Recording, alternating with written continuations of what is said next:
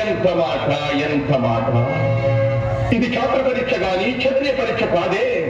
కాదు కాకూడదు. ఇది పరీక్ష ఎందువా? నీ తండ్రి భరద్వాజుని జన్మం ఎట్టింది. అతి జుగుప్సాకరమైన నీ సంభవం ఎట్టింది. మట్టి కుండలో పుట్టింది కదా. నీది ఏ కులము? ఇంత ఏళ అస్మత్పితామహుడు గురుకుల వృద్ధుడైన ఈ శాంతనవుడు శివసముద్రుల భార్య గంగా గర్భంలో జనించలేదా? ఈయనదే కులము.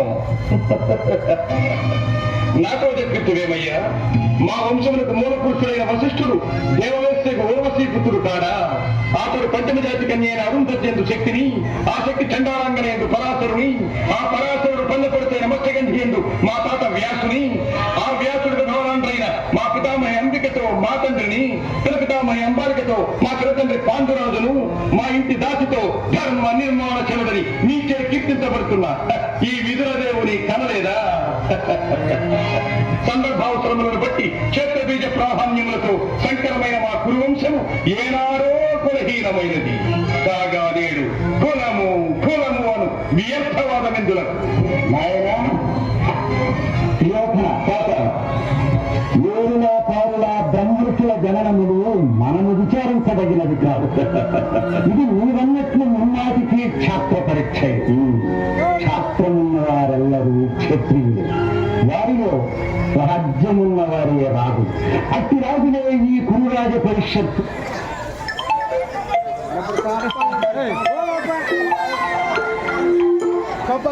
పాల్గొనుటకు అర్హుడు.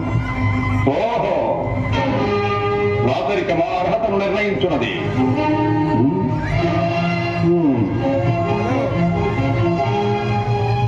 హైదవ సామ్రాజ్యములో సస్యశ్యామలమై సంపద గ్రామమై వెలుగుంటూ అంగరాజ్యములకు పురేయితని మూర్ధాగ చిత్తరిగా వెతుకుతున్నాను. సోదరా దుశ్శాసన, అనర్ఘనవరత్న శక్తి కిరీటమును వేగముగదండి. మామా గాంధార సార్వభౌమ, తురిచిన మణిమయ మండిత సువర్ణ సింహాసనమును తెచ్చేకుము. పరిజనులారా, పుణ్యభాగీరథీ నదీతో అందుకురు. కళ్యాణ భక్తులారా, మంగళ కురియారములు దుస్వరముగా మ్రోగనిండు. వందమానధులారా, గంధ మహారాజులు పరివారములు గావింపుడు. పుణ్యంగిరులారా, ఈ రాజాలతో భావభాగముల కస్తూరి తిలకములు తీర్చిదిద్ది బహుజనులకు పుట్ట పరిపాట సమర్థ సహజ చమట కంచ వైఢూర్య ప్రభావించోడికి వంశలు చెలరేగా వీరగంధము విద్యరాజుడు. నేను ఈ సకల మహాజన సమక్షమున పండిత పరిషత్ మధ్యమున సర్వదా సర్వదా శతధ సహస్రధ ఈ కోటలక మహాపక్షమును శాశ్వతముగా ప్రక్షాళన గావించదను.